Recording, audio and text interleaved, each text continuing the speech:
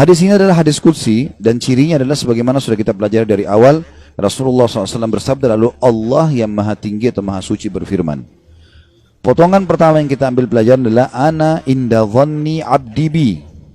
Aku selalu sesuai dengan prasangkaan hambaku. Ini kalimat penting sekali teman-teman sekalian. Selalu dengan prasangkaan hamba. Jika dia berprasangka baik kepadaku, maka dia mendapatkan kebaikan itu. Dan jika dia berprasangka buruk, maka dia akan mendapatkan keburukan. Ya. Maknanya, apapun yang sifatnya kita dapatkan teman-teman sekalian, sifatnya baik, maka misal kita dapat nikmat makanan, kita dapat nikmat kesehatan, apa saja. Lalu kita sangka baik dengan Allah, oh ini berarti Allah sedang melimpahkan nikmatnya pada saya. Alhamdulillah. Itu sudah umum orang bisa lakukan. Tapi kalau dia dapat musibah, dia sakit, kehilangan harta, ditipu orang, gitu kan. Dia di sini juga dibutuhkan untuk sangka baik dengan Allah. Kalau dia sangka baik di sini, dia akan dapatkan kebaikan. Misal dia mengatakan, mungkin Allah akan bersihkan dosa-dosaku, mungkin Allah akan tinggikan derajatku, maka dia dapat. Tapi kalau dia sangka buruk, maka ini akan bermasalah buat dia. Kita akan sebutkan teman-teman sekalian hadis qudsi yang lain. Kalau teman-teman bisa tulis, ditulis hadis qudsi ini ya. Karena ini hadis qudsi mulia sekali ya. Kalau saya subhanallah selalu merasa gembira sekali dengan mendengarkan hadis qudsi ini ya. Dan hampir setiap hari hadis ini selalu saya ulang-ulangi teman-teman sekalian. Saya ulangi, saya baca lagi, saya renung lagi, dan seperti sebuah hiburan yang tidak akan pernah ada habisnya. Karena ini hadis qudsi, hadis sahih di mana Allah Subhanahu wa taala menyampaikan kepada kita berita gembira tentang orang-orang yang mau berprasangka baik dengan Allah. Allah berfirman, wahai anak Adam, artinya kita semua manusia dipanggil.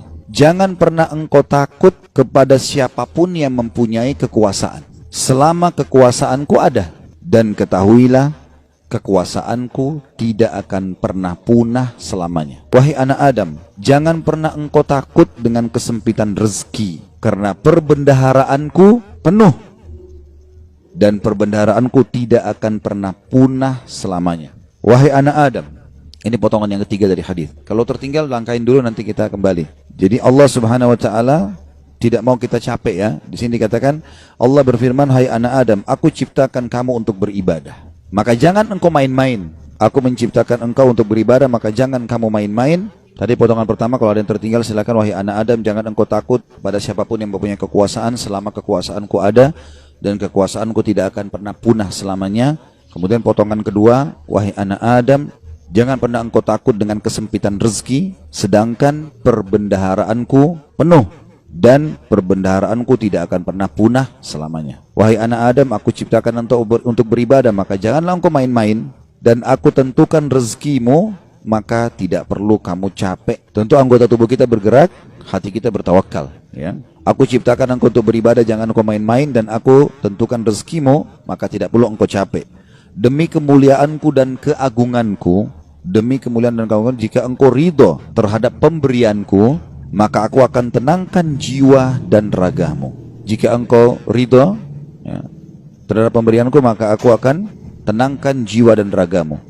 Jika engkau tidak ridho dan engkau akan mulia di sisiku, Jika engkau tidak ridho, tadi ya, demi kemuliaanku dan keagunganku, jika engkau ridho dengan pemberianku, maka aku akan membuat jiwa dan ragamu tentram, dan engkau akan mulia di sisiku.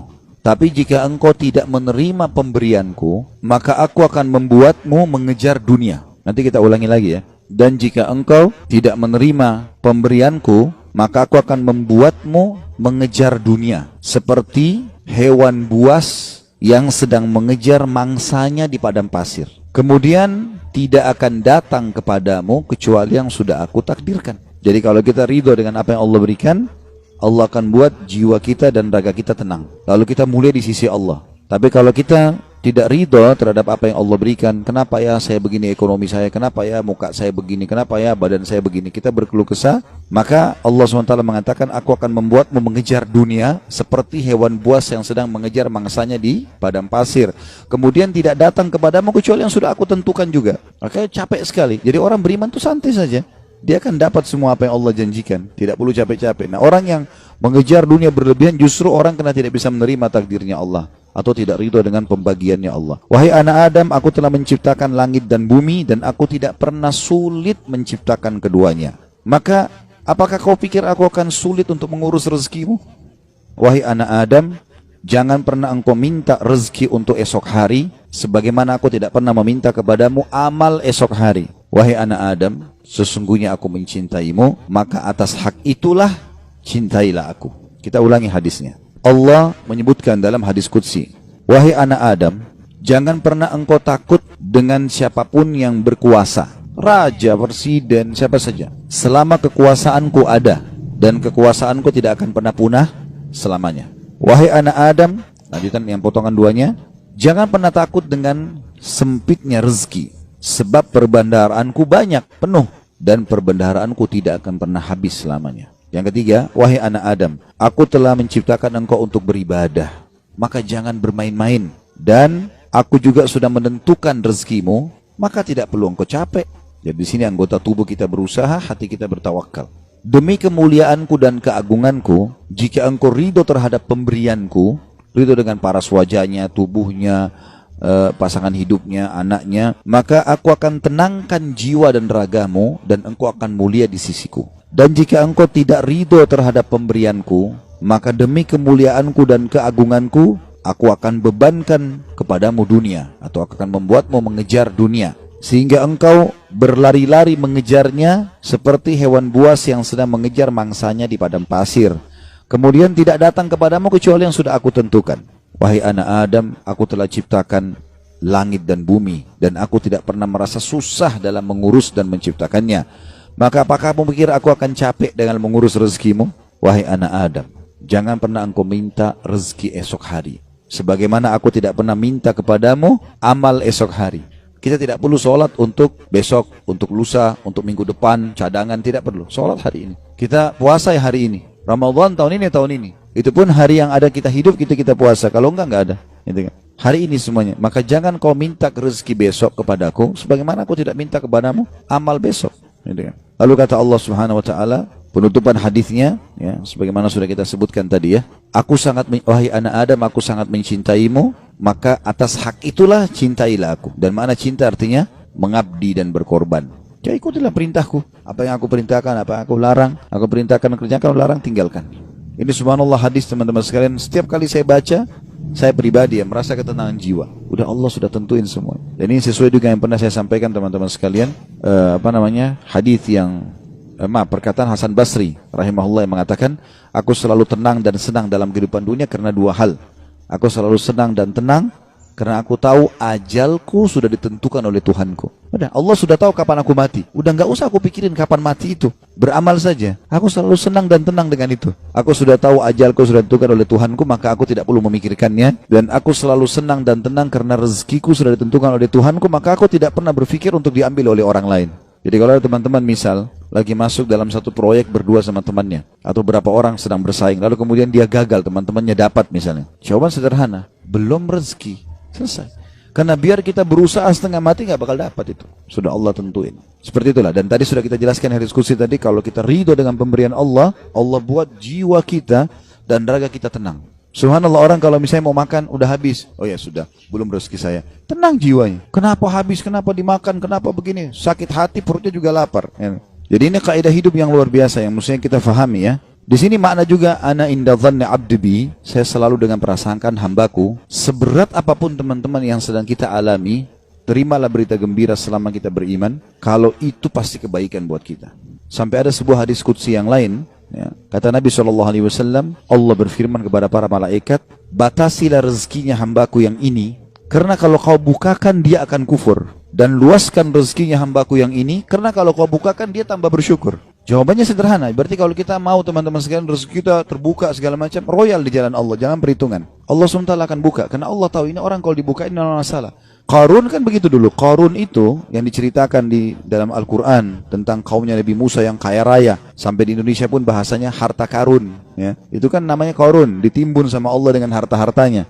Walaupun ahli sejarah berselisih pendapat di mana tempatnya. Ada yang mengatakan di laut, di Turki, ada yang mengatakan di Jordan, negeri Syam, dan sudah. Ala kulli hal, dia ditenggelamkan oleh Allah SWT. Sampai semua harta tertimbun dikatakan harta karun. Ya. Qarun itu dulu orang soleh, luar biasa ibadahnya sama Allah. Sampai terkenal di pengikut Nabi Musa yang paling alim, termasuk adalah Qarun. Miskin, rumahnya susah, bajunya kotor, makan tiap hari tinggal tunggu orang kasih. Sering Nabi Musa lewat, kirim salam sama dia, tanya kabarnya, titipin makanan. Salah satu dia bilang, hai Nabi Allah, mintalah kepada Allah agar aku diberikan kekayaan. Susah hidup begini. Nabi Musa alaihissalam berdoa, baiklah, ya Allah bukakanlah rezekinya Qarun. Allah terima, Qarun bertahap, diajarkan oleh Allah Subhanahu Wa Taala. Tiba-tiba Nabi Musa alaihissalam berikan dia sedikit emas, ya, kemudian dia transaksikan, terus dia tertarik dengan emas itu. Dia mulai belajar bagaimana cara mengelolanya emas, sampai pelan-pelan dia punya kios kecil, lama-lama sampai dia punya produksi emas terbesar pada saat itu. Menjadi orang kaya raya. Udah nggak sholat lagi, udah nggak zikir lagi, ya. Udah mulai sombong, jalan di pinggir jalan sampai kereta kencananya semua pakai emas. Kemudian Nabi Musa alaihissalam utus orang-orang untuk ngumpulin zakat mal, dia nggak mau kasih. Lebih parah daripada itu, dia mengajak kaumnya dan membiayai mereka untuk memerangi Musa alaihissalam. Sampai akhirnya Musa alaihissalam berdoa agar Allah tenggelam dengan harta-hartanya semua. Jadi subhanallah, Allah itu memberikan dan Allah menahan, itu Allah tahu tentang kita. Ya ibaratnya seperti misalnya anak kita. Kita tidak bahasakan Allah punya anak. Ta'alallahu, ya. Allah maha suci dengan maha tinggi masalah itu. Tapi ini Ibnu Qayyim rahimahullah memberikan contoh. Perumpamaan orang yang belum dikasih oleh Tuhannya Allah, perumpamaan seperti seorang anak yang sedang meminta izin dari orang tuanya untuk melakukan satu perbuatan atau berteman dengan seseorang. Misal bapak ibu punya anak, mau berjalan sama teman-teman, kita tahu teman-teman ini narkotika, orang merusak. Padahal anak ini tidak ngerti, dia bilang, ibu ayah izinkan saya. Kira-kira bapak ibu mau izinkan? Kalau kita pakai akal sehat kan nggak mungkin. Kita tahu anak ini walaupun dia mau, dia senang, dia gembira, dia akan rusak nanti. Kita nggak akan kasih, apapun resikonya. Ibnu Qayyim rahimahullah berikan perumpamaan seperti itu. Ada orang merengek-rengek sama Allah, Allah belum kasih. Allah lebih tahu, gitu kan? Ini hambaku ini kalau saya kasih, dia masalah nanti. Ada orang begitu subhanallah. Mungkin contoh kasus, ada orang anaknya meninggal masih kecil. Baik, mungkin dia merasa sedih. Tapi subhanallah bisa saja mungkin anak itu kalau besar buat masalah buat dia. Kita nggak tahu. Walaupun menurut kita mungkin tidak. Kan itu terjadi di kisahnya Nabi Khidir, ya kan? Dalam surah Al-Kahfi disebutkan, waktu Nabi Musa alaihissalam jalan sama dia, ada anak kecil jalan langsung dibunuh oleh Nabi Khidir. Nabi Musa bilang, kenapa kau bunuh anak kecil? Gak ada dosanya nih. Kata Nabi Khidir, kan saya sudah bilang, syaratnya kau belajar sama saya, jangan tanya sampai saya jelasin. Tapi yang jelas, Nabi Musa bertanya waktu itu, ringkas cerita, nanti akhirnya Nabi Khidir ceritain.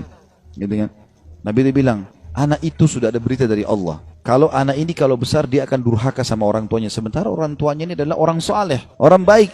Si ayah sama ibu ini orang baik. Maka Allah menyuruh aku membunuhnya. Aku pertama utusan Allah. Kalau aku bunuh, aku tidak berdosa, ya.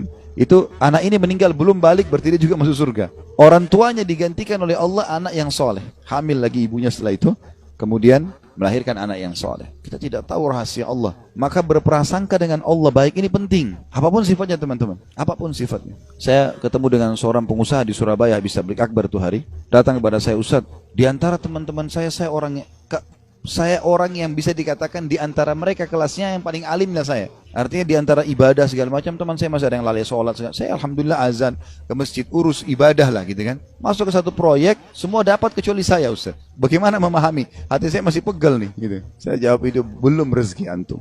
Dan bisa bahaya, mungkin saya kalau antum masuk malah jadi masalah. Bersangka baik sama Allah. Sudah, orang mukmin itu seperti kalau jalan ke satu tempat, antum lagi jalan ke dalam gang, ketemu sebuah jalan yang buntu. Apa yang harus dilakukan? Nggak usah mikirin kenapa ini buntu. Belok kiri atau kanan, cari jalan keluar. Itu solusinya. Kan gitu. Kalau mentok selesai, langsung cari jalan keluar. Gitu ya. Sampai dalam masalah ibadah, kita bangun telat nih subuh. Udah nggak usah pikirin kenapa saya telat dulu. Uduk dulu, sholat dulu. Baru nanti hilangkan sebab-sebabnya. Besok jangan terulang. Gitu kan. Kalau nggak akan terbuang waktu.